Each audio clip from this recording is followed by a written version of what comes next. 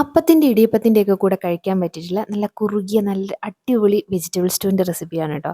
ഇവിടെ എല്ലാവരുടെയും ഫേവറേറ്റ് ആണ്. ഇടിയപ്പവും അപ്പവും ഒക്കെ ഉണ്ടാക്കുമ്പോൾ ഇത് ചോദിച്ചുണ്ടാക്കും കേട്ടോ. അങ്ങനെയാണ്. അപ്പോൾ നമുക്ക് റെസിപ്പി നോക്കിയാലോ? അപ്പോൾ ഈ കുക്കറിൽ തന്നെയാണ് ഈ കറി ഉണ്ടാക്കാൻ പോണത്. വേറെ പാത്രത്തിലേക്ക് മാറ്റേണ്ട ആവശ്യമൊന്നുമില്ല കേട്ടോ. അപ്പോൾ ആദ്യം അതിലേക്ക് കുറച്ച് എണ്ണ ഒഴിച്ച് കൊടുക്കുക. ശേഷം അതിലേക്ക് പട്ട, ഗ്രാമ്പു, തക്കോലം, ഏലക്കായ അത്രയും കൂടി ഇട്ട് കൊടുക്കുക കേട്ടോ. അതിൻ്റെ അകത്ത് പെരുംജീരകം ഉപയോഗിക്കാറില്ല.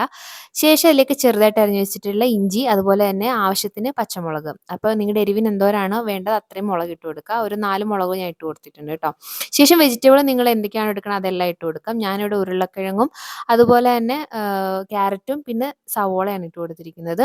പിന്നെ കുറച്ച് കുരുമുളക് ഉണ്ട്, അതും ഇട്ട് കൊടുത്തിട്ടുണ്ട്. പിന്നെ ആവശ്യത്തിന് മഞ്ഞൾപ്പൊടി, പിന്നെ കുറച്ച് കോൺഫ്ലോറിൻ്റെ പൊടിയും കൂടി ആഡ് ചെയ്ത് കൊടുത്തിട്ടുണ്ട്. പിന്നെ 2-ാം പാലും 3-ാം പാലും എടുത്ത് വെച്ചതാണ് കേട്ടോ, അതും ഒഴിച്ചു കൊടുത്തിട്ടുണ്ട്. പിന്നെ കുറച്ച് കാഷ്യൂസും കൂടി ഇട്ട് കൊടുത്തിട്ടുണ്ട്.